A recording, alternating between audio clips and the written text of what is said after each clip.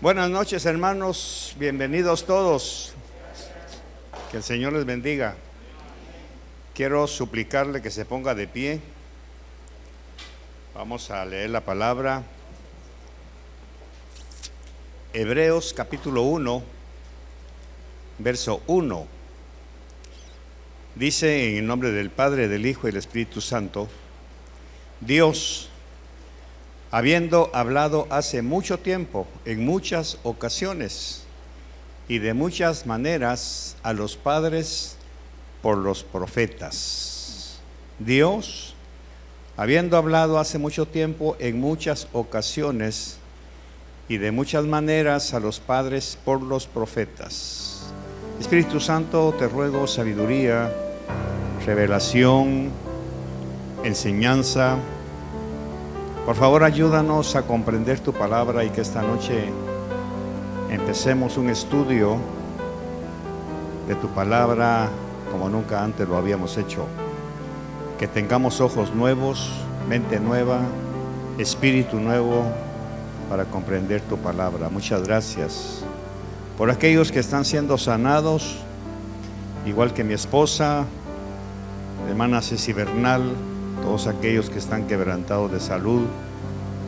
Oramos por ellos y les enviamos palabras de sanidad para que este fin de semana puedan estar con nosotros celebrando la fiesta para tu nombre. Bendice a aquellos que vienen en camino, aquellos que no vienen también, donde quiera que estén, alcánzalos con tu gracia como lo haces con nosotros.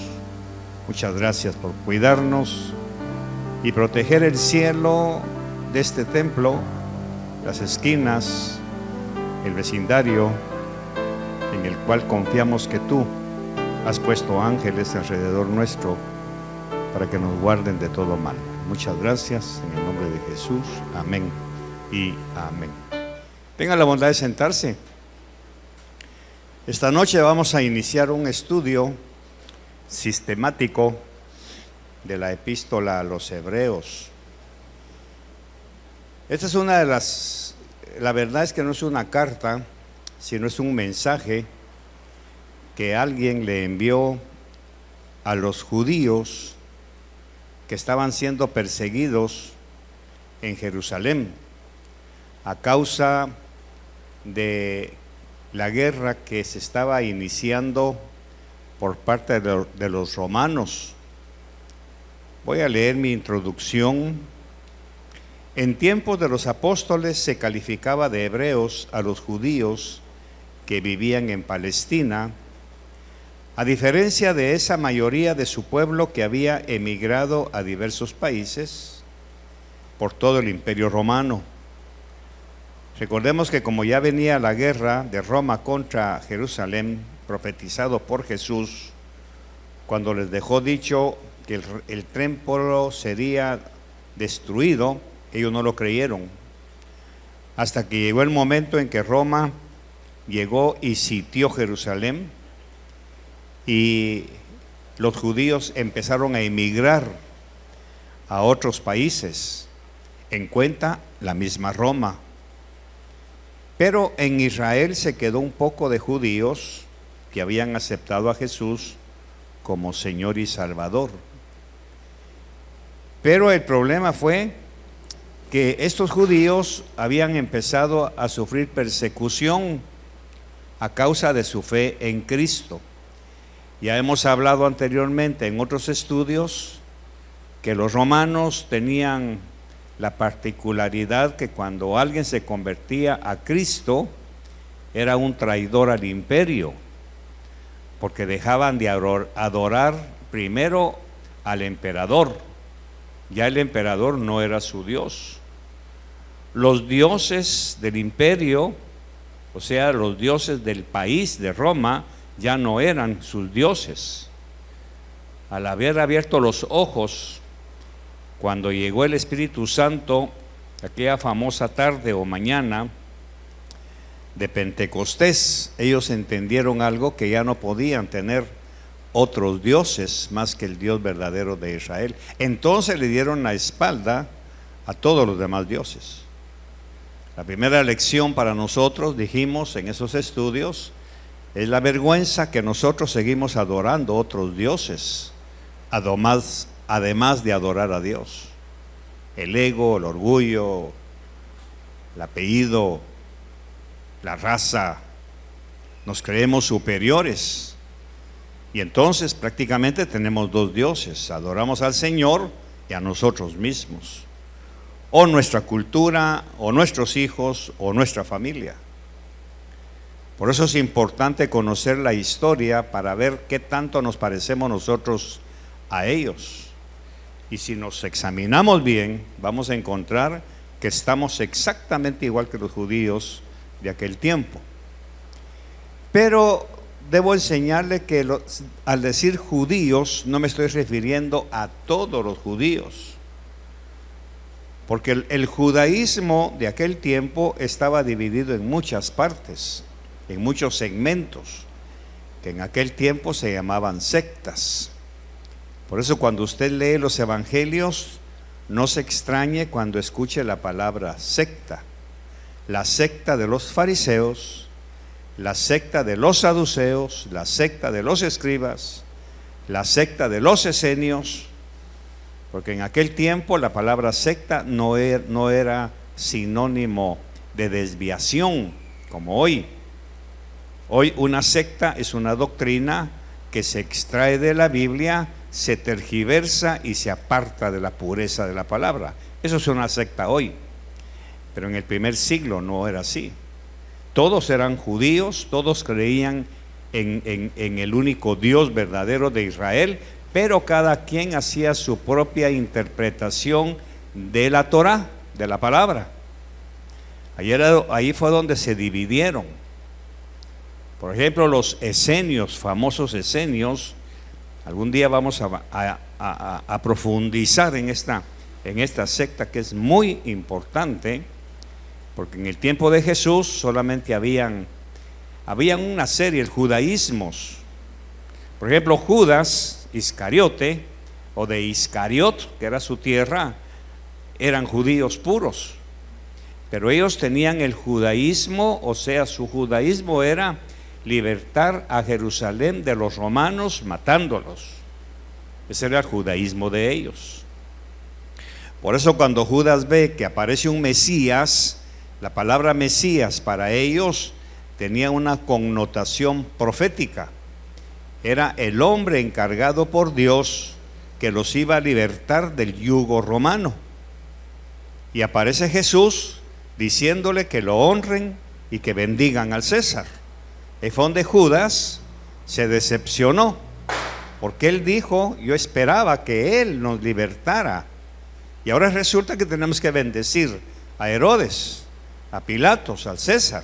Eso chocó con su mente, y por eso fue que se decepcionó y lo fue a vender. Claro, el Señor ya lo sabía, porque era necesario que hubiera un traidor en medio de todos que tuviera el valor de traicionar a su maestro. La iglesia también necesita traidores que nos traicionen a nosotros, porque son necesarios para nuestro propio crecimiento. Son necesarios para que nosotros sepamos distinguir qué tanto hemos cambiado, madurado y crecido. Y eso está en cada uno de nosotros. O sea, dentro de nosotros hay un pequeño Judas, que si nosotros no lo identificamos, caemos exactamente en el mismo papel que Judas, traicionamos. Por eso, después de un buen estudio de todo esto, para nosotros, los pastores Berché, no es extraño que la gente nos traicione, se vaya hablando mal de nosotros. O sea, nos van a vender, así de sencillo. Entonces, todo esto, por eso dice que la escritura es útil, es buena para educarnos, advertirnos, enseñarnos. Todo lo que está escrito aquí es para nosotros, para nuestro bien. Así que los judíos, o sea, en Judea, que es Jerusalén, estaban todos divididos. Por ejemplo, los esenios, iba a decir, eran fariseos que se habían separado de los otros fariseos. Porque los esenios, que eran un grupo sacerdotal, igual que los fariseos que estaban en Jerusalén, llegó un momento en que sus doctrinas chocaron, entonces se separaron. Entonces los esenios se fueron para el desierto de Qumran. Ellos se separaron y no adoraban a Dios en el templo, lo adoraban allá en Qumran, en las cuevas, en el desierto. Ellos tenían los rollos de Isaías que fueron encontrados por la arqueología en 1950 para confirmar que ahí vivía una colonia de fariseos esenios. Según se cree, con ellos se educó Juan el Bautista, porque era parecido a ellos. Juan solamente llegaba a Jerusalén, señalaba el pecado y se regresaba al desierto. Cuando usted lee que Juan predicaba en el desierto, la mente salvadoreña entra en conflicto. Te pregunto, si Juan predicaba en el desierto, ¿a quién le predicaba? Porque para nuestra mente salvadoreña, desierto es una extensión de tierra árida, ¿sí o no? Pues ahí vivían los esenios. Entonces Juan llegó con los esenios, compartió con ellos y les predicó que el Dios que ellos estaban esperando ya iba a venir. Solo que ellos no esperaban a Jesús, sino al Maestro de Justicia que aparece allá en Génesis con Abraham, llamado Melquisedec.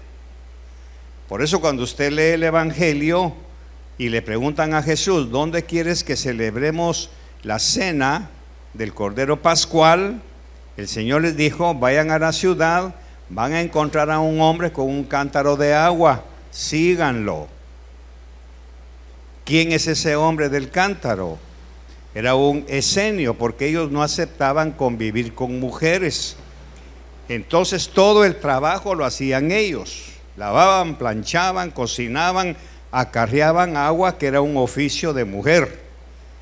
Entonces, entre toda la gente de Jerusalén, solo hay un hombre que cargue agua, tiene que ser esenio. Y Jesús les dijo, vayan y van a encontrar a un hombre, no a dos ni tres, a uno, síganlo. Y cuando lleguen a la casa, digan, aquí está donde usted tiene que aprender a leer la Biblia con ojos nuevos. Como ya viene enero, ya le toca que empezar nuevamente de Génesis, ¿verdad? Entonces cuando llegue a Mateo, Marcos, Lucas o Juan, va a encontrar que Jesús le dijo, cuando vean a ese hombre, síganlo, y en la casa que entre, ahí, díganle al dueño, dice el maestro. ¿Qué te dice eso? ¿Qué te dice eso? Se los acabo de enseñar.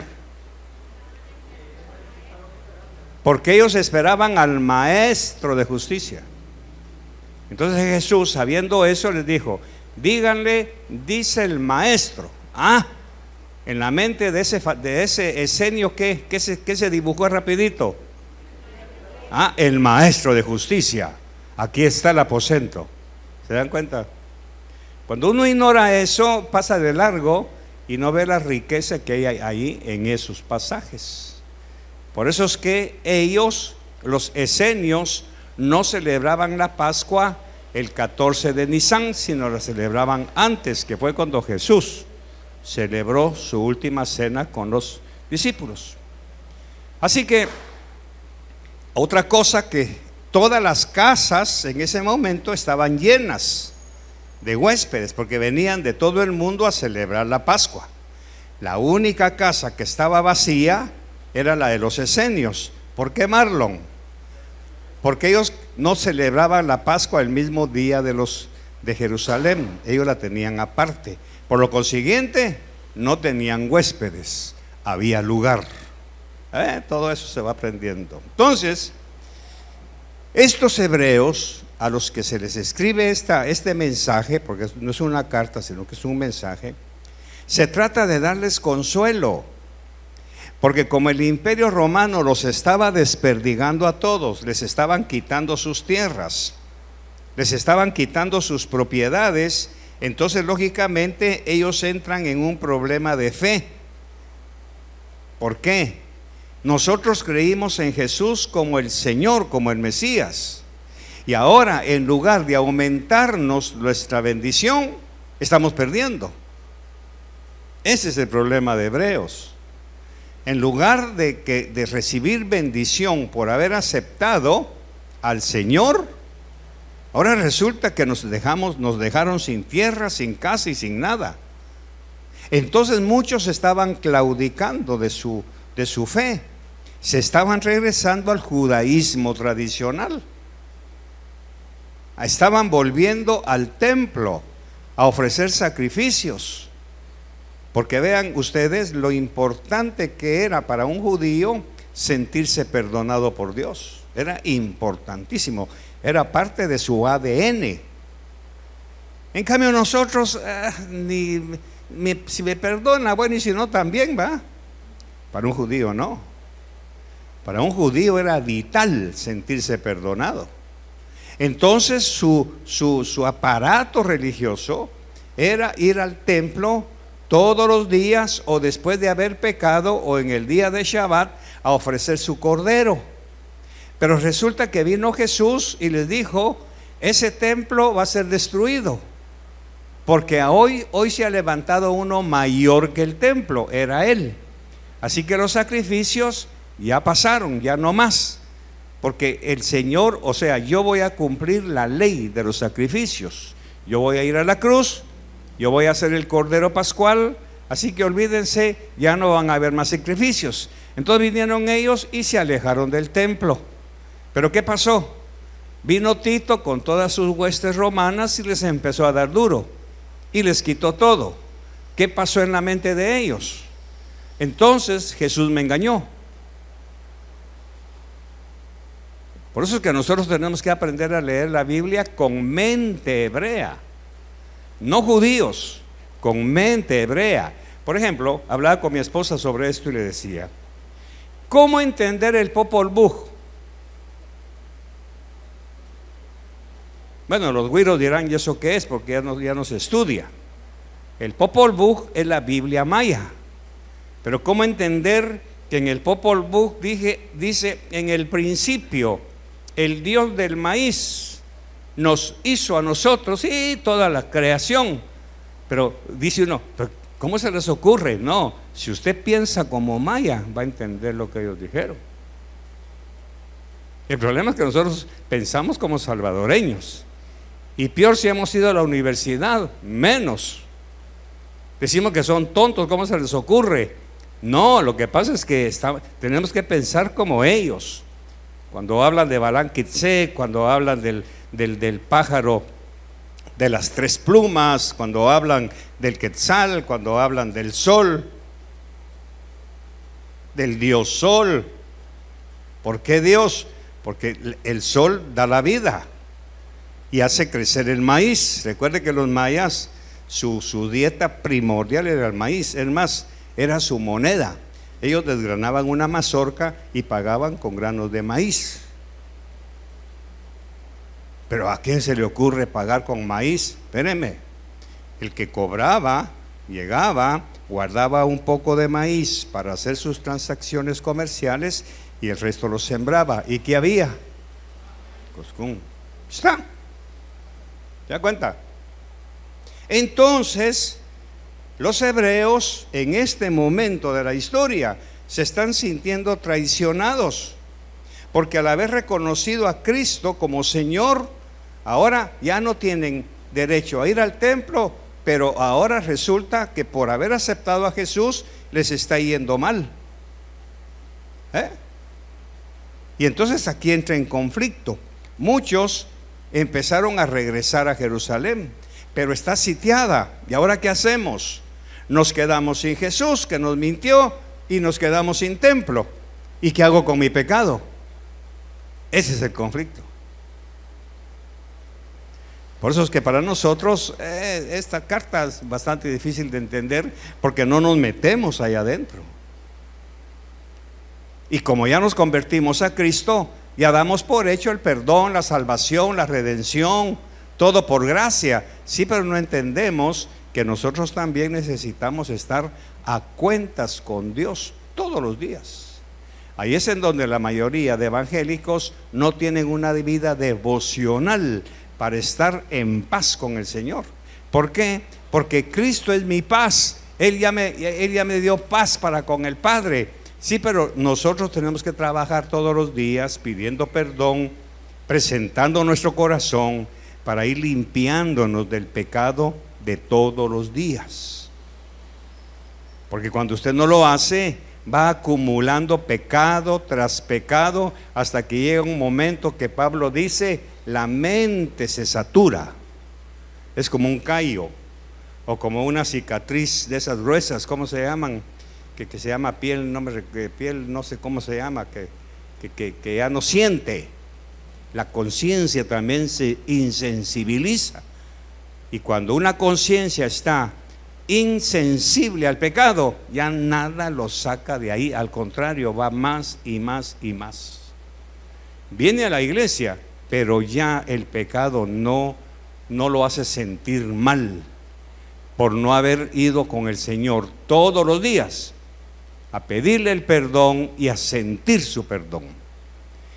Entonces esta carta fue escrita, o este mensaje les fue enviado para confirmar que la religión judía, con sus ceremonias grandiosas en el templo de Jerusalén, no era más que la imagen de algo más grande. El perdón de los pecados y la religión en espíritu, aspiración de todo el Antiguo Testamento, ahora debía ser obra de un sacerdote auténtico. ¿Por qué? Porque ellos iban con los sacerdotes a dejarles su sacrificio.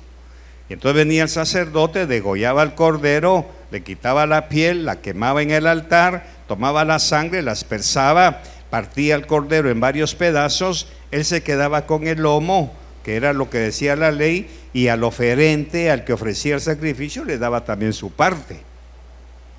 Pero ahora no hay altar, no hay sacerdote, no hay cordero. ¿Y qué hacemos? ¿Qué hacemos? Ahí es donde nace la carta a los hebreos. Entonces, empezamos. Dios, habiendo hablado hace mucho tiempo, en muchas ocasiones y de muchas maneras, a los padres, por medio de, yo voy a ir intercalando algunas palabras que necesito meter aquí, por medio de los profetas. ¿Qué significa esto? Que desde hace mucho tiempo, desde los tiempos del Antiguo Testamento, el Señor había venido hablando de muchas maneras, a través de los sacrificios, a través del cordero, a través de la sangre, que un día, algún día, iba a venir un sumo sacerdote que no iba a morir como murió Aarón, como murieron sus hijos. Por eso es que sabemos perfectamente que el sacerdote juega un papel importantísimo en el culto. No estoy hablando del sacerdote, estoy hablando del oficio sacerdotal que cada hombre tenemos. Cuando usted no cumple el papel sacerdotal para su familia, para su casa y para usted mismo, usted está en terribles problemas. Ese era el problema de esta gente. Ya no hay sacerdotes, ya los quitaron los romanos. Y al ya no haber sacerdote, ¿qué otra cosa ya no hay? Sacrificio. Y al ya no haber sacrificio, ¿qué ya no hay? Perdón. Ahí está, ve, vamos a ir concatenando. Por eso necesito que usted me ponga toda su atención para ir viendo la importancia del sacerdote. Entonces, por años, desde allá de Levítico, cuando Moisés ordenó las clases sacerdotales a través de la tribu de Leví, que cada quien iba a tener su turno, su turno, su turno. Los turnos no es como los que hace mi esposa de alabanza, que son cada 8 días. Los turnos eran por genealogía. Cuando usted lea Crónicas va a encontrar, y el turno número 34 le tocó a fulano y a sus hijos, y el turno número 50 y pico le tocó a otro. Estamos hablando de 4, 5, 6 años de turno. Entonces imagínese ese turno número 56 que te cayera a ti, por ejemplo, te cayó cuando tenías 2, 3 años de edad. Ya naciste estigmatizado por el turno que te va a tocar. ¿Y cuándo nos va a tocar? Cuando cumpla 30 años. El día que cumple 30 años, aquel niño que viene de la tribu de Leví, del linaje real, del real sacerdocio, hoy cumple 30 años, hoy se despide de su familia y se iba al templo. ¿A qué? A servir, a ofrecer sacrificios. Ahora, ¿cómo aprenderlo? Viendo. ¿A quién? Al Padre. Mire para acá, viendo al Padre.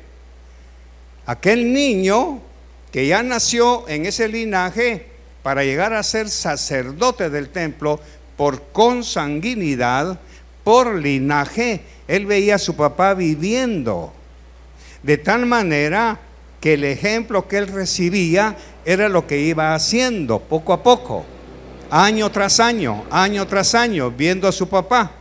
Cuando su papá le llegó el tiempo de ir a ofrecer sacrificio, ¿cuál era la angustia de la familia?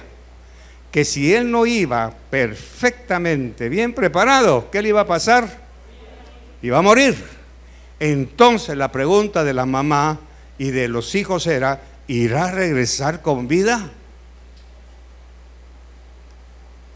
Porque ahora tenemos que irnos a las leyes levíticas del sacerdote, que antes de entrar le amarraban una pita en la cintura y entraba con un miedo terrible de que si él no iba con una manchita, allá adentro se moría.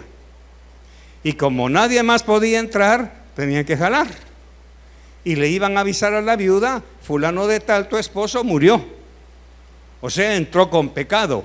Entonces, ¿cómo tenía que vivir el sacerdote? Sin pecado. Eso lo miraba el hijo. ¿Se da cuenta? Eso lo miraba el hijo. Entonces la enseñanza iba de padres a hijos, de padres a hijos, de padres a hijos. Ahora entiende por qué dice, y las enseñarás a tus hijos andando en el camino, acostándote, durmiendo, levantándote, comiendo. Porque ese hijo un día iba a estar ofreciendo sacrificio. Entonces, lógicamente, la pregunta nuestra es, ¿están viendo tus hijos tu sacerdocio? ¿O te ven prendido esperando con un montón de bolsas de chicharrón que empiece el Mundial de Qatar? ¿Cómo te ven? ¿Cómo me vieron a mí mis hijos? Para que ellos, según mi dinastía, continúen en Guatemala transmitiendo eso a sus propios hijos. Por eso fue que los hijos de Aarón, Nadab y Abiú, que tomaron a juego el papel sacerdotal, ¿qué hizo Dios? ¿Les aplaudió? ¿Por qué los mató? Por una lección, pero algo muy importante, quedaban 2 hermanos porque eran 4 hijos los de Aarón. Si Dios no los fulmina, ¿qué hubieran pensado los otros 2? Entonces ahora les entró un pánico, porque Aarón les dio buen ejemplo, pero ellos decidieron seguir sus propios deseos carnales. Dios tuvo que fulminar para enseñarle primero a sus otros hermanos y a Aarón, no los llores. Ahí toda la familia se fue. Ahora ya vimos el papel sacerdotal y sacamos nuestra propia lección. ¿Cómo me tienen que ver los guardianes del edificio? ¿Cómo me tienen que ver? como un sacerdote, hablarles con educación, darles testimonio, mostrarles a un Cristo, mostrarles una vida espiritual que ellos jamás han visto en otros hombres. Esa es mi obligación. ¿Cómo debe verme nuestros vecinos en el edificio? ¿Qué deben ver en mí? Aunque yo vaya a hacer mis ejercicios, ¿cómo me deben ver vestido? ¿Cómo me deben escuchar hablar? El problema, estamos hablando de aquí. Ahora vivimos aquí. Ya el sacerdocio levítico, aarónico, ya pasó. Ahí ya pasó, ya no hay. Eso viene hasta el día de hoy. Pero ahora hay un problema. Pablo dice que ahora nosotros todos somos sacerdotes. Ya no solo el hombre. Ahora ustedes, niñas, también son sacerdotes en el reino de Dios. Entonces la pregunta es, ¿qué ven tus amigas en ti? Mamá, ¿cómo la ven las hijas? Hijas, ¿cómo te ven tus compañeras de universidad? Tus amigas de cuadra, tus amigos de colegio, ¿cómo te ven? Porque ahora Pablo aprieta la tuerca y dice, porque ante el Señor ya no hay ni varón ni hembra, todos. Y Pedro lo confirma cuando dice, porque vosotros todos sois una nación escogida, pueblo escogido por Dios, real sacerdocio, nación santa, todos. Por eso es que muchas mujeres no asumen su papel sacerdotal de acuerdo a lo que ordena el Señor y quieren que solo sea su esposo. Es que Él es el hombre. Hoy ya no hay hombre ni mujer, todos somos un reino de sacerdotes. Entonces repetimos verso 1. Dios, habiendo hablado hace mucho tiempo, en muchas ocasiones y de muchas maneras a los padres por los profetas, verso 2, en estos últimos días, recuerde que le están hablando a los judíos que estaban ya desmoralizados. En estos últimos días nos ha hablado a través de su Hijo, a quien constituyó heredero de todas las cosas, por medio de quien hizo también el universo. O sea, el escritor a los hebreos, que no fue Pablo, le voy a enseñar otra cosa más adelante, en estos últimos días nos ha hablado por su Hijo. O sea, ahora vino el Hijo de Dios y nos vino a hablar. Aquí hay uno mayor que el templo. Ese templo no quedará piedra sobre piedra. ¿Qué estaba diciendo? Que ahora el templo donde se ofrecen los sacrificios ya no es un templo de piedra. ¿Ahora quién es? Es Cristo. Pero resulta que Cristo vive en mí. Entonces, ¿quién tiene que presentar los sacrificios a favor de ustedes hoy? Díganlo recio. ¿Quién? El pastor. Por eso es que a mí me van a pedir cuentas de ustedes. Pero hay otro problema. Como yo soy sacerdote encargado de todos ustedes como rebaño, cada uno de ustedes es responsable ante sí, delante de Dios. Quiere decir que de nada sirve mi intercesión, de nada sirve mi sacrificio, de nada sirve mi búsqueda de la palabra, de nada sirve estar escribiendo tantas cosas para enseñárselas si usted no colabora obedeciendo lo que dice la palabra. Ahí el Señor me exime a mí y le cae a usted. Ese es el problema. Por eso es importante que usted sepa su papel sacerdotal como madre, como abuela, es ministrar su casa y quitar todo el pecado de su casa y llevárselo a Cristo, presentárselo al Señor. Por eso Pablo habla de un culto vivo. ¿Cómo es? Como dice, ayúdame Marlon, presentad vuestros cuerpos en sacrificio vivo, culto racional, agradable ¿a quién? A Dios. Entonces, Si resulta que su esposo anda carnal, prácticamente está claudicando de su sacerdocio, ahí entra usted. Porque si no, a usted le piden cuentas de la carnalidad de él. Y si tu esposa anda carnal, tu obligación es interceder por ella, educar, corregir y enseñar para que ella también entre al papel sacerdotal. Si tu nieta no anda como debe ser, a ti te va a caer por tolerar el pecado en tu campamento. Así que si usted creía que ser evangélico era aceptar a Jesús y venir a la iglesia y cantar coritos y ya estuvo, y enojarse con el pastor porque le está predicando feo, ese es problema suyo. Porque usted a su vez tiene que predicarle a su papá, porque usted se convierte en sacerdote para Dios, al servicio de Dios, para corregir cualquier cosa. Señor, háblale a mi papi. Pero ahora ella me dirá, pero el Señor dice que yo honre padre y madre. Sí, pero quien honre más a tu padre que al Señor, tú ya perdiste.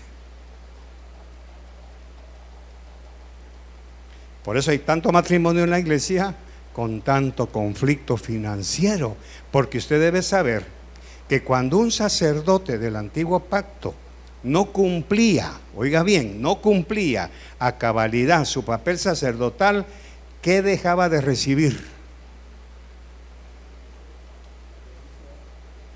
Me gustaría que se quitara la mascarilla por lo menos para decirme tal cosa.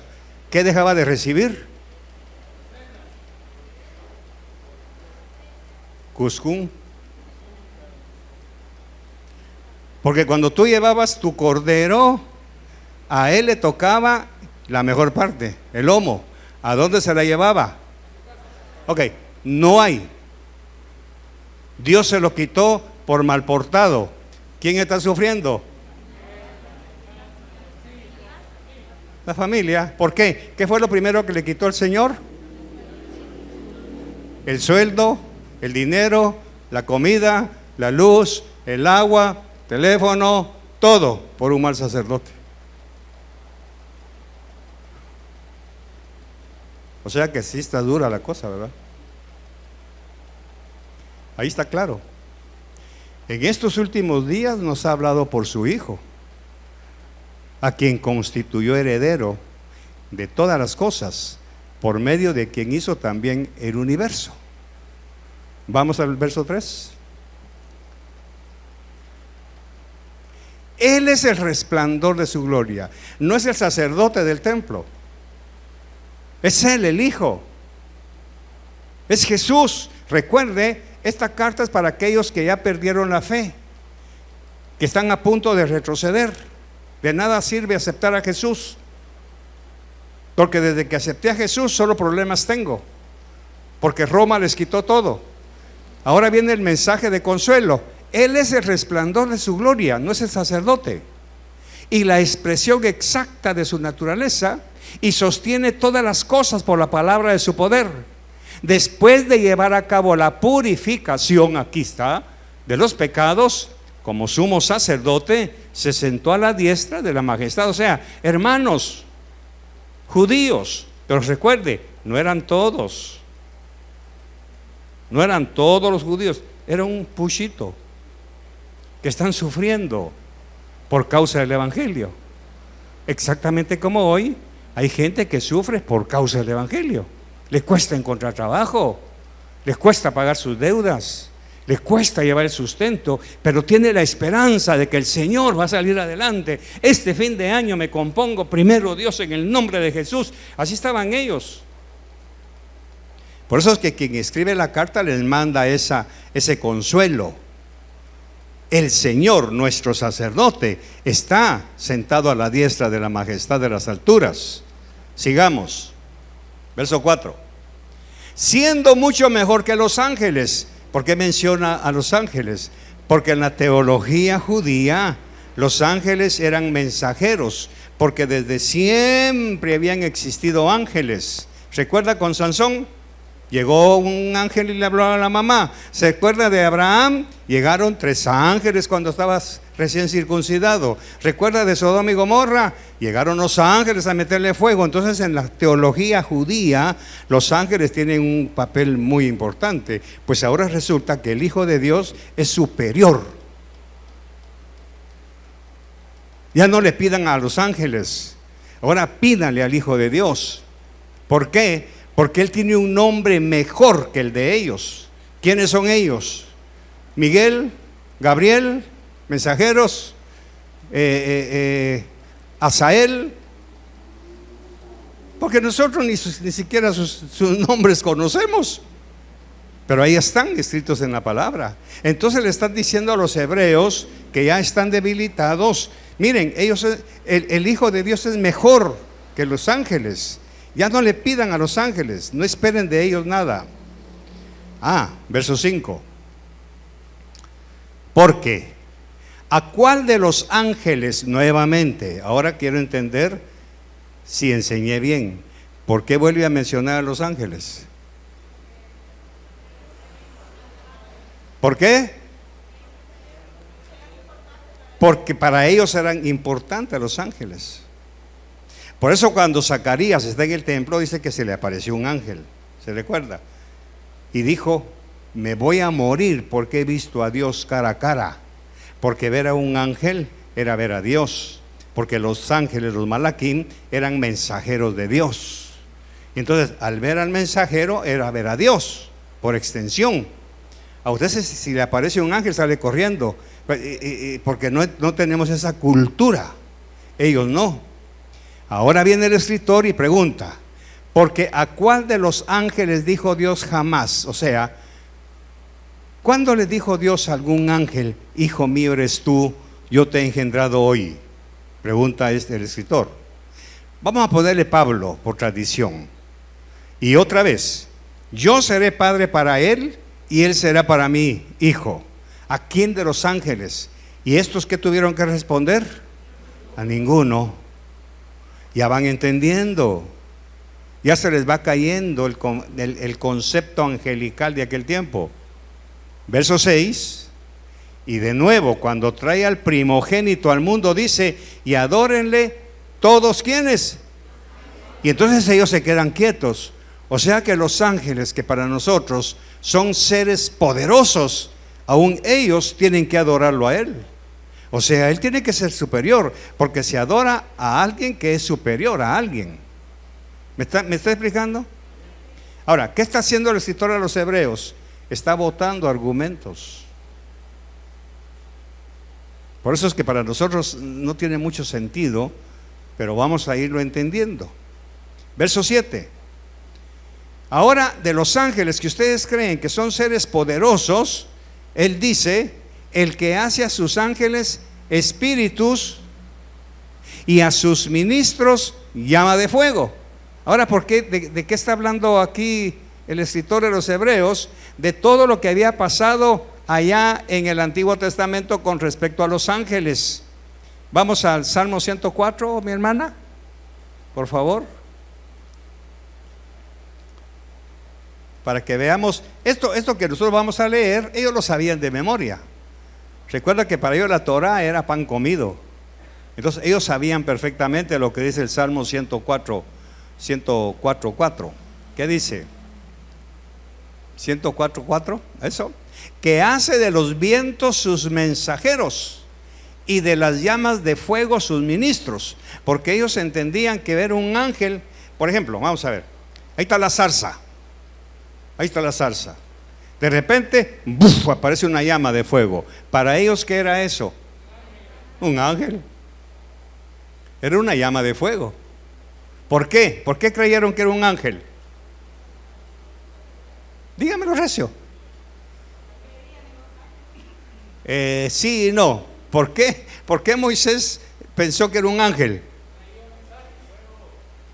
Porque era fuego, sí, pero hay algo más todavía. Quiero que se quiebre la cabeza. A mí me ha costado mucho estudiar esto. Quiebrese un poco el seso. ¿Por qué era fuego? Sí, pero ¿por qué más, Marlon? Porque le está hablando.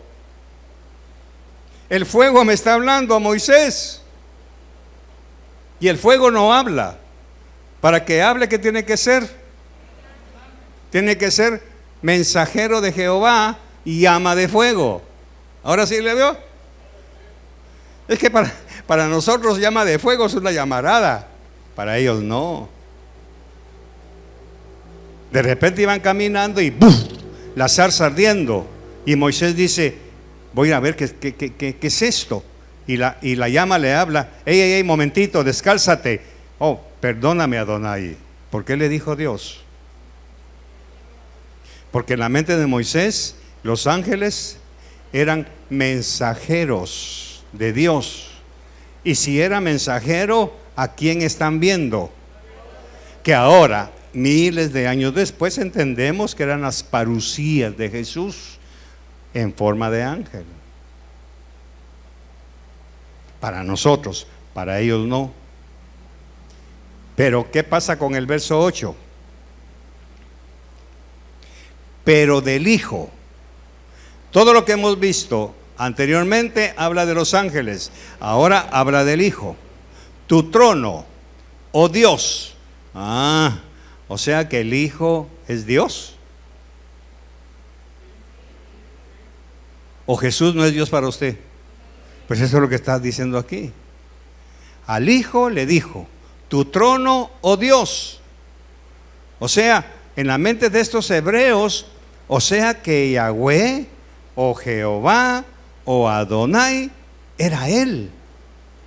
Y si Él es Dios, no me va a dejar desamparado ahora que los romanos han venido y me han quitado todo. Ese es nuestro conflicto.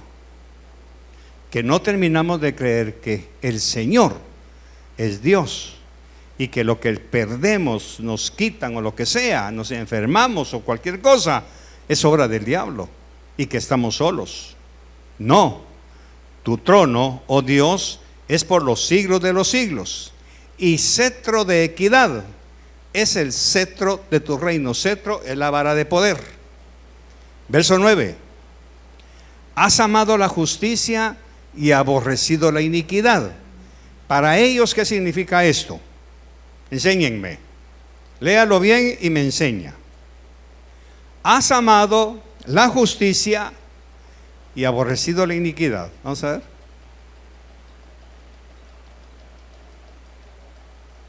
A ver, profesora, enséñeme.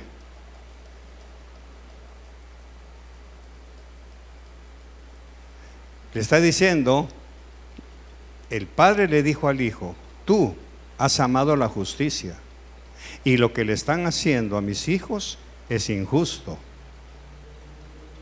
En consecuencia, como el Hijo ama la justicia, ¿qué va a hacer con los romanos?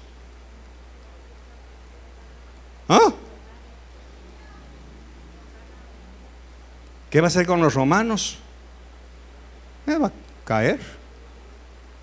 Porque tú has amado la justicia y aborrecido la iniquidad. Quiere decir, como tú amas la justicia, tú sabes que lo que le están haciendo a mi pueblo es injusto. Es injusto. Que solo por ser adoradores míos les están quitando todo, los están aplastando. Pero como tú has amado la justicia y aborreces la iniquidad, por lo cual Dios, tu Dios, te ha ungido con óleo de alegría más que a tus compañeros. Quiere decir que en medio del dolor tú les vas a dar alegría. ¿Qué pasó en la mente de esos muchachos, de esa gente ahorita que están leyendo la carta? ¿Qué se les insufló? Fe, esperanza, alegría, aleluya. O sea que el Adonai está con nosotros. ¿Por qué? Porque dice que lo ha ungido, el Padre lo ungió con óleo de alegría más que a tus compañeros. ¿Quieren eran sus compañeros? Los ángeles. O sea que los ángeles no están ungidos con óleo de alegría. 10. Y 2 puntos. Tú, Señor, en el principio pusiste los cimientos de la tierra y los cielos son obra de tus manos. O sea, le estás diciendo, el Señor es el fundador de todo. Ahora usted me va a enseñar esto, verso 11. Ellos perecerán, pero tú permaneces. Vamos a ver, ¿quiénes son ellos? Los romanos, los que lo están oprimiendo. Toda la carta a los hebreos empieza con una inyección de fe. Todo aquel que te oprima van a perecer, pero tú permaneces. Y todos ellos, ¿quiénes son ellos? Los que los están oprimiendo, en este caso los romanos. ¿Quién te está oprimiendo? Tu jefe, el vecino, el gobierno, la suegra, el suegro, el tío, el primo. ¿Quién te está oprimiendo? Se van a envejecer, se van a ser destruidos. Y todos ellos como una vestidura se envejecerán. Verso 12.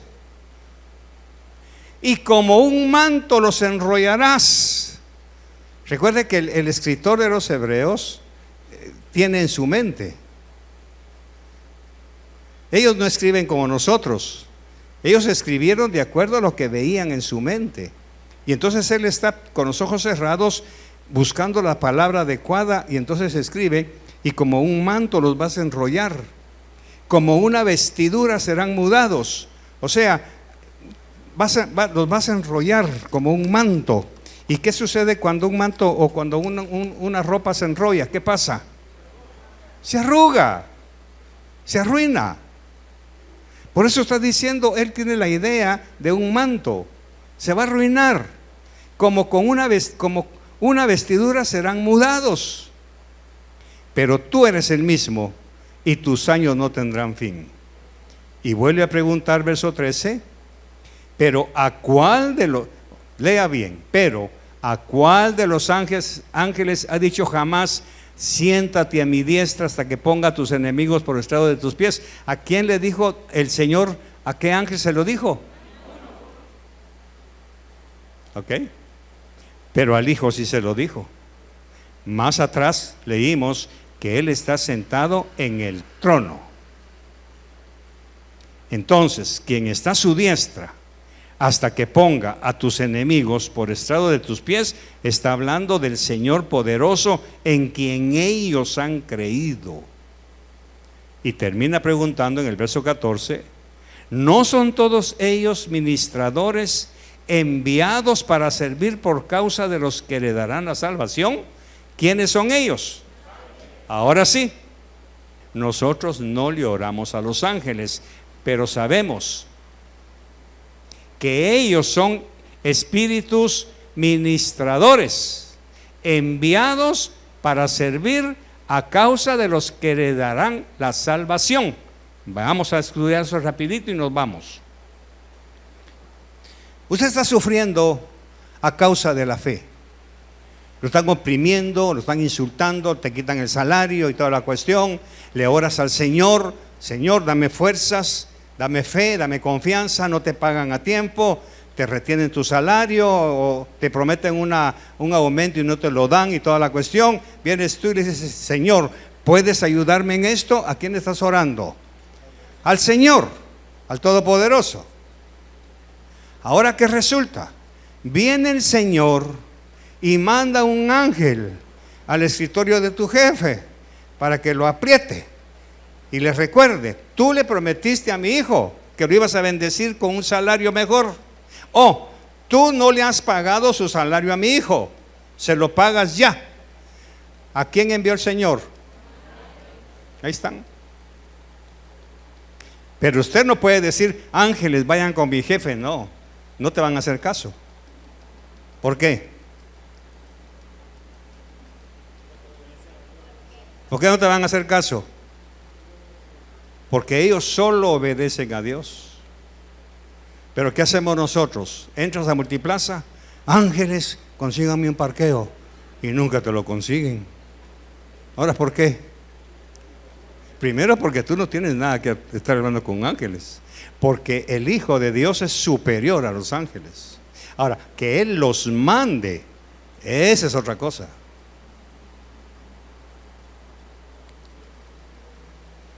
¿Estamos de acuerdo? Pero nosotros, ángeles, guárdenme en mi camino. No, quien tiene que ir en tu camino es el Espíritu Santo. Ahora, se te atraviesa alguien, Señor, líbrame de ese diablo que anda ahí. Ángeles, quítenlo del camino de mi hijo, apártenlo. Pero es Él. Vamos a leerlo más despacio, en voz alta. A la 1, a las 2 y a las 3.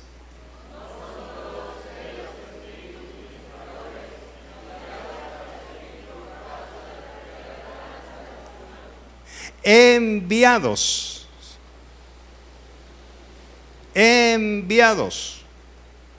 Perdió las llaves, no las encuentra. Son importantísimos. Señor, ¿dónde dejé las llaves? Por favor, ayúdame. Ángeles, recuerden que fue a lavar a la cocina y ahí dejó las llaves. De repente viene el ángel y te habla en los sentidos. Ya buscaste en el counter de la cocina. Aquí están. Gracias, ángeles. Ahora sí entendimos. Gracias, Señor. ¿Y qué hace el ángel en ese momento? Se va a la presencia del Señor, se inclina y le dice: Señor, ya hice lo que me mandaste. Por eso es que los ángeles no obedecen a los hombres, no fueron enviados, no son creados para eso. Los ángeles obedecen solo a Dios. Entonces dice: no son todos ellos espíritus ministradores, que significa servidores, enviados para servir por causa de los que heredarán la salvación. Termino. Alguien que no acepta a Jesús, ¿tiene derecho a que los ángeles lo ayuden? ¿Por qué no? Porque no es heredero de la salvación. Ese es privilegio y prerrogativa nuestra. Solo para los que hemos heredado la salvación. Ahora con eso puedes valorar la salvación. Solo con esto, suficiente para darle un valor tremendo a la salvación de Cristo para nosotros. Aquí estamos empezando a ver como ellos. Recuerde, estamos metidos en ese conflicto. Ya no hay sacerdotes, ya no hay sacrificio, ya no hay perdón para nosotros. Aquí. Ahora viene el escritor y dice: sí hay perdón, sí hay sacrificio, sí hay sacerdote. ¿Y dónde está el sacerdote? Eso lo vamos a ver en el siguiente estudio, cuando hablemos del sumo sacerdocio según el orden de Melquisedec. Que el Señor le bendiga a todos. Prepare su ofrenda, por favor. Esta es la primera parte. A ver cuántas partes nos lleva esta epístola.